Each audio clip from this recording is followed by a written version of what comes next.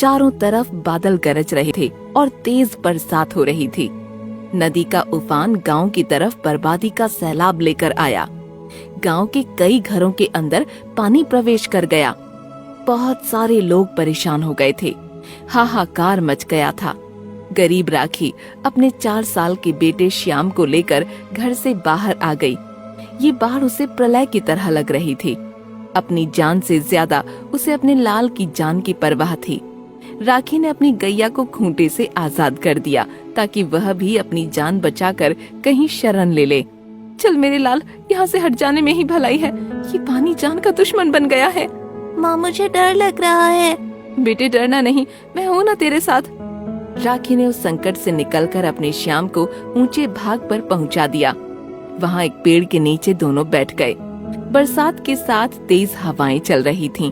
अचानक पेड़ की जड़ हिलने लगी और वो पेड़ जैसे ही गिरने वाला था, राखी ने तेजी से श्याम को दूर धकेल दिया, लेकिन स्वयं भाग न पाई और पेड़ के नीचे दब गई। वो दर्द से कराहने लगी। छोटा श्याम माँ की ये दशा देखकर रोने लगा।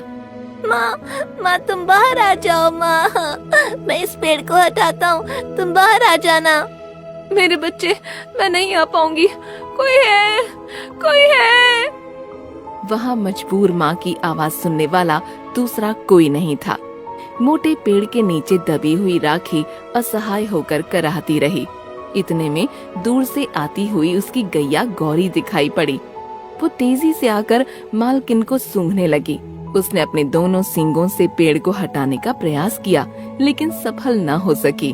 उसने कई बार प्रयास किया, लेकिन नतीजा कुछ नहीं निकला। राखी बहुत घायल हो चुकी थी। उसकी सांस टूटने लगी। गाय सर उठाकर रम्हाने लगी।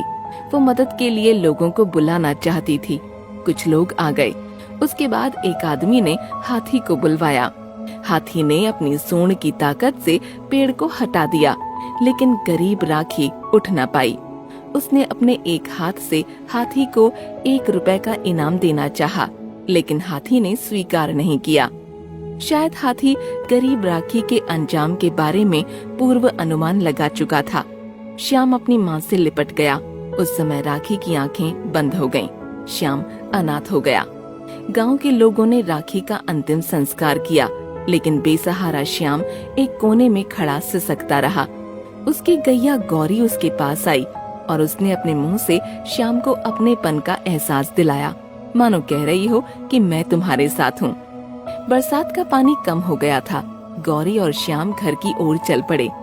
घर में बिस्तर भीग गए थे तो गौरी बैठ गई और उसने श्याम को अपने ऊपर ही सुला लिया। गौ माता ने सचमुच माँ की भूमिका अदा की। गौरी और श्याम साथ साथ रहने लगे। नन्हा श्याम जहाँ भी जाता, गौरी उसके साथ साथ ही रहती। वह उससे प्यार और दुलार करती, उसके साथ खेलती भी थी। वो अपने साथ नदी के पानी में श्याम को नहलाती। एक आवारा कुत्ता एक बार श्याम को देखकर भौंकने लगा और उसके पास आने लगा तो गौरी ने सींग दिखाकर उसे भगा दिया। किसी की क्या मजाल जो श्याम का बाल भी बांका कर दे। श्याम को एक दिन बुखार हो गया तो गौरी जाकर पास के डॉक्टर को बुला लाई और उसका इलाज करवाया। डॉक्टर को भी गौरी के इस अनोखे प्यार को देखकर बड़ा आश्चर्य और खुशी हुई। गौरी रात भर श्याम की खटिया के पास ही बैठी रही। गाय और बच्चे के इस अनोखे प्यार को देखकर लोग दांतों तले उंगली दबाते थे। श्याम अक्सर गौरी के ऊपर सवार हो जाता और गौरी उसे लेकर गांव के चक्कर लगाने लगती। गौरी को गांव के लोग बहुत पूज्य मानते थे और कुछ न कुछ खाने को देते थे। उसी खाने से गौरी और श्याम दोनों का भला हो जाता। इस अनोखे रिश्ते के कारण गौरी और श्याम को बड़ा आनंद आता था। एक दिन श्याम गौरी की पीठ पर बैठकर गांव के बाहर सैर करने निकला और वहां सड़क पर एक दुष्ट आदमी अपने साथियों के साथ गौरी की ताक में बैठा था। उन लोगों ने श्याम को नीचे उतार दिया और गौरी को एक टेम्पो में डंडे से मारकर चढ़ा दिया। वो लोग गौरी को टेम्पो में लेकर चले गए और असहाय श्याम रोता और देखता रह गया। गौरी भी टेम्पो के अंदर से चिल्ला रही थी। उसे भी स्वयं से ज्यादा अपने बच्चे श्याम की चिंता थी। श्याम दुखी होकर रोता बिलखता घर चला आया और गौरी के लिए शोक मनाने लगा। हे भगवान, मेरी माँ चली गई। इसके बाद गौरी का सहारा मिला था, लेकिन वो भी मुझसे छिन गई।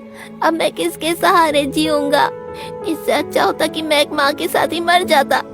माँ, अब मैं क्या करूं? कैसे जीऊं? रोता हुआ श्याम भूखा प्यासा कुछ देर के बाद सो गया। आधी रात को घर के पास आहट हुई।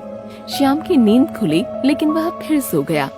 उसे लगा जैसे उसे कोई जगा रहा है। उसने आँख खोली तो खुशी से उछल पड़ा। उसकी प्यारी गैया गौरी उसके पास खड़ी थी। वह अपने आप को उस दुष्ट आदमी की कैद से आजाद करके अपने बच्चे श्याम के पास लौट आई थी। गौरी माँ, तुम आ गई। भगवान ने मेरी पुकार सुन ली। मेरी गौरी माँ आ गई।